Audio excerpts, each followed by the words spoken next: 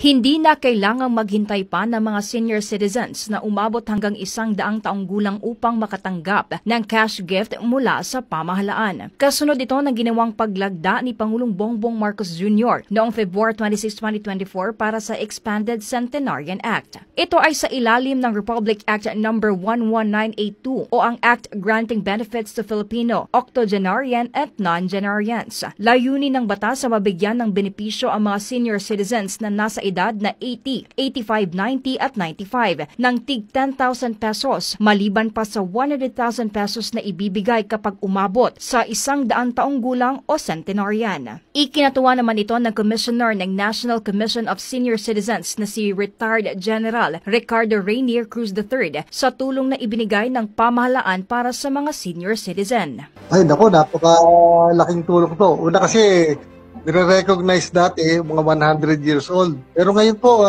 pagdating mo ng 80, meron ka na kagad matatanggap na ayuda. Hindi mo na kailangan hintayin yung 100 years old. Ito po, napakalaking bagay po to sa mga senior natin.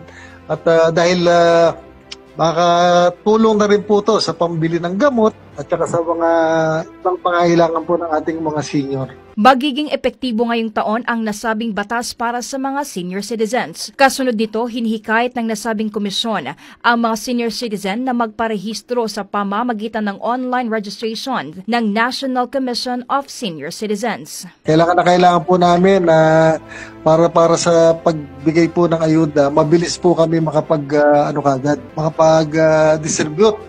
Importante malaman kagad natin yung mga senior citizens natin. So please register para mapuno kagad natin itong database natin. Ayon naman sa principal author ng batas na si Senator Bong Revilla, upang mabisang maipatupad ang mga probisyon ng batas, isang elderly data management system ang dapat panatilihin ng National Commission on Senior Citizens. Ito ay upang matiyak na ang lahat ng mga kwalipikadong benepisyaryo ay makakatanggap ng mga benepisyo na karapat-dapat nilang matanggap.